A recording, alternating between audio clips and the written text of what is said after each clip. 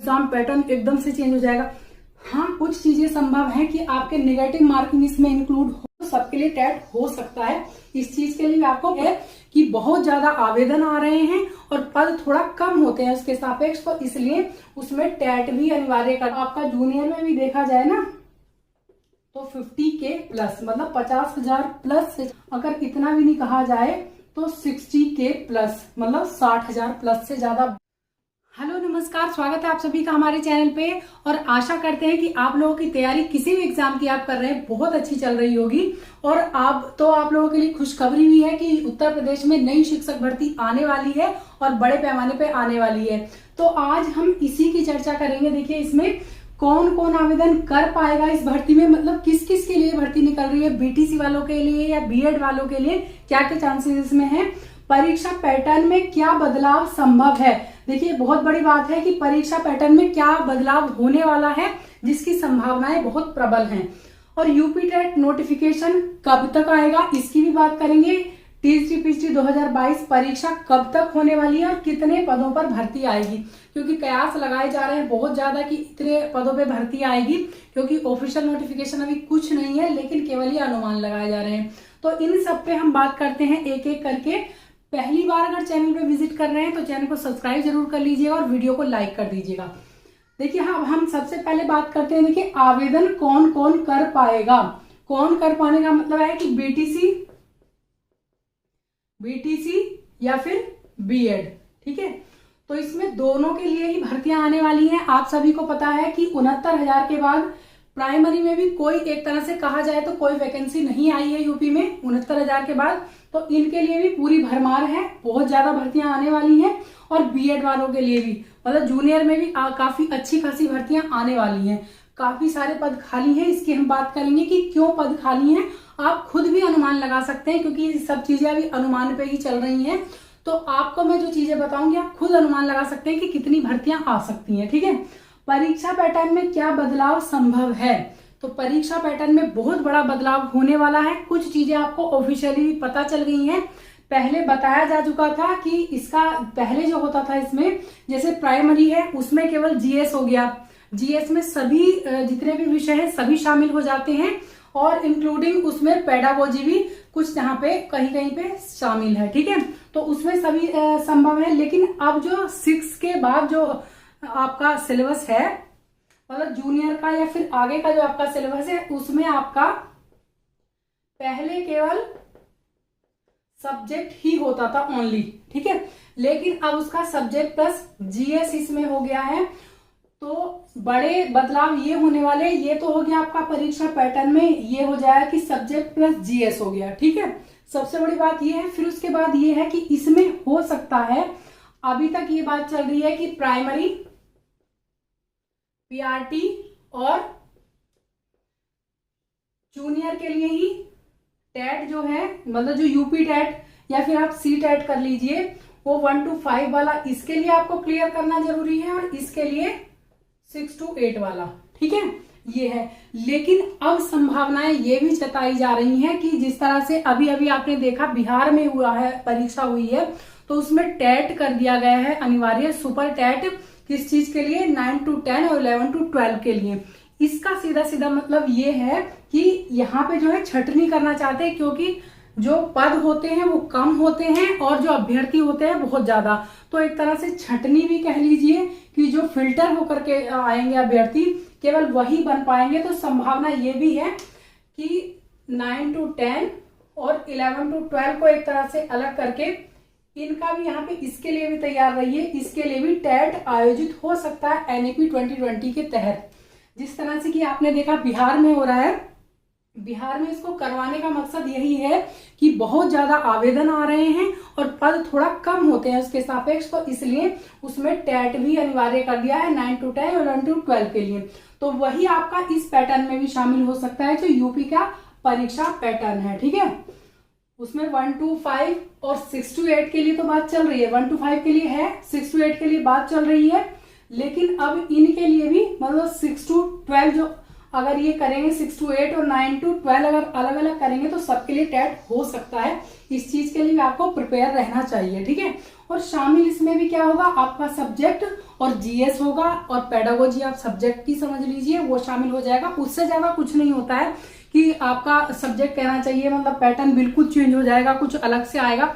आना वही है जो आपने पहले पढ़ चुके हैं। सब्जेक्ट की पेडागोजी आ जाती है। जीएस आपको पता ही है कि जीएस में कितने सब्जेक्ट्स होते हैं, सभी सब्जेक्ट्स लगभग जितने भी होते हैं वो सब जीएस में शामिल होते हैं। बस रेशियो आगे पीछे हो जाता है कि किस सब्जेक्ट का उनको कितना देना। हद से ज्यादा अगर सभी सब्जेक्ट्स रख रहे हैं, आपके सब्जेक्ट कंसर्न को छोड़ करके सभी सब्जेक्ट 10 या 5 नंबर के होंगे और ज्यादा नहीं।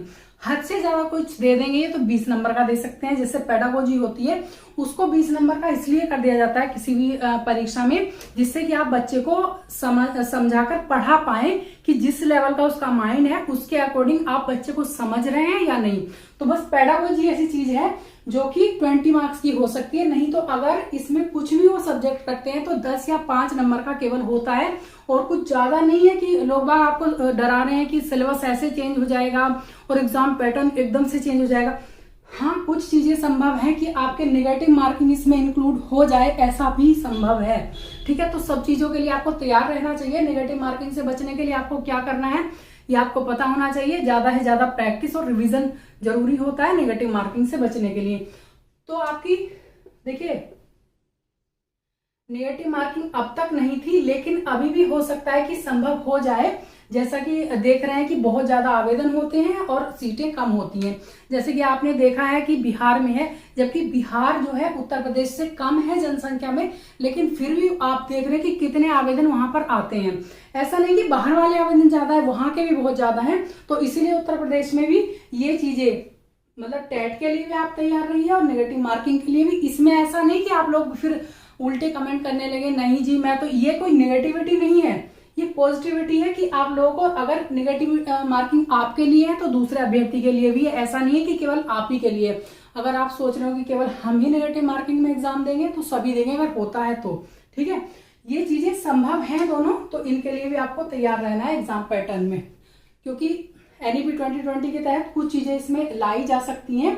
एक तो भीड़ को कम करने के लिए, ऊपर से योग्य अभ्यर्थी तलाशने के लिए। इसका मकसद इन चीजों का फिल्टर करने का यही होता है, जिससे कि योग्य अभ्यर्थी आ सके, हमारे जो टीचर हैं योग्य आ सके, ठीक है। अब बात करते हैं, देखिए हाँ, इसमें मैं कुछ चीजें और बता दूं।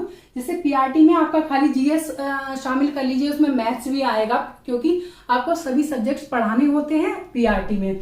फिर उसके बाद 6 to 8 में चलिए, आपके 4 सब्जेक्ट्स होते हैं। आपको पता है कि साइंस और मैथ्स होगा, एक सब्जेक्ट ये हो गया, या फिर आप एसएसटी होता है जो कि आर्ट साइड वाले होते हैं, या कॉमर्स वाले भी, उनके लिए भी एसएसटी होता है। एक होता है आपका, एक हो गया भाषा वाला पोर्शन होता है, मतलब भाषा के टीचर होते हैं, तो उनमें केवल इतना है, तो उनका आपका सब्जेक्ट कंसर्न एंड आपका जीएस शामिल हो जाएगा, वो पहले से ही बता चुके हैं। और इसमें भी संभवतः सभी चीजों में ऐसे आपका एग्जाम पैटर्न डिवाइड हो सकता है, ठीक है। जीएस में आपको पता ही है कि क्या क्या शामिल होता है। आपकी हिस्ट्री है, ज्योग्राफी है, इकोनॉमी है, आपका ईवीएस है, और मैथ्स भी, रीजनिंग भी दे देते हैं और मैथ्स भी शामिल कर देते हैं 5-6 नंबर का। ये चीजें सब हो जाती हैं। हो सकता है भाषा भी आपकी शामिल हो, हिंदी और इंग्लिश कंपलसरी करके या फिर क्वालिफाइंग करके आपका जो पैटर्न है ये हो सकता है, ठीक है। तो ये पैटर्न थोड़ा सा लंबा मैटर है, मतलब मैं आप लोगों के लिए इसलिए बता रही हूँ चीजें कि आप लोगों को इसके लिए तैयार रहना चाहिए कि नई बात नहीं है। यूपी में सभी राज्यों में इस तरह का पैटर्न है। भाषा आपके लिए अनिवार्य है क्वालिफाई करने के लिए, क्योंकि आप भाषा का माध्यम, भाषा एक माध्यम होती है एक्सप्रेशन का, तो वो सभी को आनी चाहिए, हिंदी और इंग्लिश, ठीक है। हिंदी तो कंपलसरी है ही, तो इंग्लिश को भी वो क्वालिफाइंग में डाल देते हैं, ठीक है। ये आपका हो गया एग्जाम पैटर्न। अब आप बात करते हैं कि यूपी टेट नोटिफिकेशन कब आएगा और टीएसटी पीएचडी 2022 की परीक्षा कब होगी। ये एक तरह से एक दूसरे से जुड़े हुए हैं दोनों। क्यों जुड़े हुए हैं? क्योंकि पहले लंबित परीक्षाएं होंगी। आपको पता है कि 2022 वाला जो है आपसे फॉर्म भरा हुआ है आपका, तो पहले एग्जाम इसी का होगा, ठीक है। इसकी संभावना है कि ये हो सकता है, जिस तरह से रफ्तार चला रहा है, वैसे बड़ी वैकेंसी नहीं थी, 4000 प्लस समथिंग थी, तो इसको अगर कराना चाहें तो 2 महीने में या 1 महीने में भी ये करा सकते हैं अगर इनकी मंशा हो तो। और नहीं कराया तो अक्टूबर, हो सकता है कि अक्टूबर तक इसको करा ले। 2-3 महीने आपके पास पूरे हैं अगर आप इसकी तैयारी कर रहे हैं, अभी भी आपने तैयारी नहीं शुरू की है तब भी, ठीक है। तो इसकी तैयारी बहुत अच्छे से करें। और ये एक तरह से हलवा है, इसमें केवल आपको अपना सब्जेक्ट ही तैयार करना है, ठीक है, जिन्होंने भी फॉर्म भरा है इसमें। तो इसका एग्जाम होने के बाद इसका नोटिफिकेशन आएगा, और आएगा जरूर, ऐसा नहीं है कि नहीं आएगा। देखिए पॉजिटिव रहिए हमेशा अपनी पढ़ाई में भी, और इसके लिए भी आशावान रहिए कि यूपी टेट भी जरूर आना है। ऐसा तो है नहीं कि ये पोस्ट जितने भी पद खाली हुए हैं खा जाएंगे ये, ठीक है, सभी आने हैं जरूर। तो आप अपनी तैयारी करते रहिए, और जो कंटिन्यू तैयारी करेगा उसी का सिलेक्शन होगा, ये आप अच्छी तरह से जानते हैं, ठीक है। तो इसकी संभावना है अक्टूबर नवंबर में इसका नोटिफिकेशन आ जाए। आने को कभी भी आ सकता है जब सरकार की मंशा हो, लेकिन जिस तरह से काम इनका चल रहा है उसको देखकर, तो क्योंकि अभी तो विभाग में ही अध्यक्ष की भी नियुक्ति नहीं हुई है, तो हो सकता है इसका नोटिफिकेशन आपका अक्टूबर नवंबर में, मतलब अक्टूबर के लास्ट, नवंबर के फर्स्ट वीक में आ जाए, ठीक है। तो एग्जाम आपका हो सकता है कि नेक्स्ट ईयर 2025 में हो, ऐसा संभव है, ठीक है। इसमें मैं ये नहीं कि आप लोगों को बटरिंग कर रही हूँ कि नहीं भैया अभी 1 महीने में या 2 महीने में नोटिफिकेशन आ जाएगा, एग्जाम आ जाएगा, बेकार में झूठी तसल्ली दूं इस तरह से। लेकिन ये भी नहीं कहूंगी कि आपका नोटिफिकेशन नहीं आएगा या भर्ती नहीं निकलेगी, ऐसा भी संभव नहीं है कि भर्ती नहीं आएगी, बिल्कुल भी नहीं है, भर्ती आएगी, जरूर आएगी, ठीक है। अब आपने देखा एक छोटा सा झटका लगा तो सब चीजें इनको याद आने लगी, समानुपात अनुपात जो भी था सब बराबर हो चुका है, तो भर्तियां भी जरूर आनी है, ठीक है। इसका मैं बता चुकी हूं आपको। अब बात होती है देखिए कितने पदों पर आएंगी भर्ती, ये केवल अनुमान लगाया जा रहा है। कुछ लोग कह रहे हैं कि 80,000 पे आएगी, ठीक है, ऐसा बोल रहे हैं। लेकिन मैं आपको एक आंकड़े बता दूं, छोटे छोटे से ही आंकड़े हैं, वैसे मोटे नहीं है, आप खुद अनुमान लगा सकते हैं कि 79 के बाद तो प्राइमरी में कोई भर्ती नहीं आई है अगर तरीके से देखा जाए तो, ठीक है। तो उसमें आपको पता है कि कितने पद खाली होंगे। हर साल टीचर्स रिटायर होते हैं, अगर आप हर जिले में भी देखें तो बहुत सारे पद खाली होते हैं प्राइमरी के भी, ठीक है। आप बिहार में देख लीजिए कि बिहार में कितने पद हैं, जबकि बिहार इससे छोटा राज्य है जनसंख्या में। तो उत्तर प्रदेश में बहुत सारे पद अभी तक, कम से कम भी अगर इतना भी नहीं कहा जाए तो 60K प्लस, मतलब 60,000 प्लस से ज्यादा भर्तियां प्राइमरी की हैं, इससे ज्यादा हैं, ये हमारा अनुमान है। अगर ये तरीके के साथ इसमें इसका करवाते हैं, पूरा आंकड़ा लेते हैं, तो ये प्राइमरी की हो गई। प्राइमरी का मतलब है बीटीसी वाले, ठीक है। अब आप कह लीजिए, अब आते हैं अगर जूनियर की बात की जाए तो इसमें भी अगर आप देखिएगा, आप अपने आप देखिएगा आपके पास पड़ोस में जितने भी जूनियर वाले स्कूल हैं, प्राइमरी से ज्यादा उसमें स्टूडेंट्स होते हैं, चाहे आप ग्रामीण क्षेत्रों में देख लीजिए या शहरी क्षेत्रों में। प्राइमरी में बच्चे हो या ना हो, लेकिन जूनियर जो स्कूल हैं, जूनियर स्कूल जो सरकारी होते हैं वो 6 से लेकर के 12 तक होते हैं, ठीक है। लेकिन उसमें आपको पता है कि बहुत ज्यादा बच्चे होते हैं, सभी जगह के कम नहीं होते, और उनमें भी भर्ती नहीं आई है काफी दिनों से, बहुत साल हो चुके हैं। तो उसमें रिटायर भी होते हैं, जो अब पदोन्नति भी होती है, और किसी और कारणवश, काफी सारे कारण होते हैं, उन कारणवश भी पद खाली होते हैं, तो वो भी खाली ही हैं, ठीक है। तो आपका जूनियर में भी देखा जाए ना तो 50K प्लस, मतलब 50,000 प्लस से ज्यादा आपके पद खाली हैं, ठीक है। ये बात हो रही है बीएड वालों की, इनसे ज्यादा है। मैं तो कहूंगी कि बीटीसी मतलब पीआरटी से ज्यादा पद जूनियर में खाली हैं। क्यों है? क्योंकि इनमें बच्चे बहुत ज्यादा होते हैं। अगर रेशियो देखा जाए बच्चों का और टीचर्स का, तो पद सबसे ज्यादा खाली होंगे आपके जूनियर में, क्योंकि जूनियर में भी भर्ती नहीं आई है बहुत दिनों से, और इसमें भी नहीं, और बच्चे बहुत ज्यादा होते हैं जूनियर में। एक आप धरातल पे आकर के खुद देख लीजिए कि पास पड़ोस में जितने भी जूनियर स्कूल है, बच्चे बहुत ज्यादा होते हैं, और टीचर्स की भर्ती बहुत दिनों से नहीं आई है। तो आप खुद देख लीजिए, भर्ती आपकी आएगी, काफी जल्दी आएगी, आपको टाइम का पता नहीं चलेगा कितने जल्दी आपका टाइम निकल चुका है। तो आप तैयारी करते रहिए, और जो कंटिन्यू तैयारी करेगा वही इस जंग को जीतेगा, ठीक है। आपका सरकार का काम होता है केवल भर्ती निकालना, एग्जाम लेना, और आपका काम है पढ़ना, क्योंकि पढ़ के ही आप सिलेक्शन ले सकते हैं। तो आपके पास अगर इसमें आपने फॉर्म भरा है तो आपके पास 2-3 महीने हैं मुश्किल से। वैसे मैं ये भी नहीं कहती 2-3 महीने, हो सकता है कि 1 महीने के अंदर एग्जाम ले ले अगर कराने की मंशा है तो। ये कोई बड़ी भर्ती नहीं है, इतनी भर्ती तो वैसे भी हो जाती है। आप प्राइवेट विभागों में देखिए जितनी भर्ती ये थी, इससे बड़ी बड़ी भर्तियां हर 1 महीने में हो जाती हैं, ठीक है। तो ये कोई बड़ी भर्ती नहीं है, अगर कराना चाहें तो 1 महीना भी हो सकता है और 3 महीने भी आपको मिल सकते हैं। और ये जो है अन्य जो है हो सकता है 4-5 महीने आपको मिल जाएं। तो सबकी तैयारी करते रहिए, बहुत अच्छे से आशावान रहिए, मतलब पॉजिटिविटी बनाए रखिए और तैयारी में अपनी प्रैक्टिस और रिवीजन और अपने टेस्ट लगाते रहिए। प्रीवियस ईयर क्वेश्चंस हमेशा मैं कहती हूँ कि प्रीवियस ईयर क्वेश्चन पेपर जो होते हैं किसी भी एग्जाम के लिए संजीवनी होते हैं, कोई भी एग्जाम है।